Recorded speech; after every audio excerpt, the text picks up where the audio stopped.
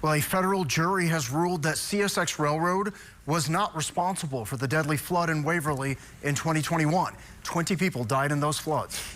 A WSMV4 investigation showed that floodwaters burst through a burn that held CSX Railroad tracks.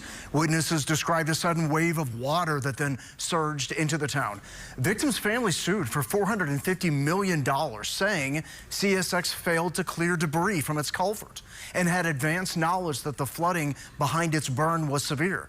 But after a 5-day trial, a federal jury ruled yesterday that the railroad company did not fail to warn of unsafe conditions on their property and did not interfere with the natural drainage of surface waters.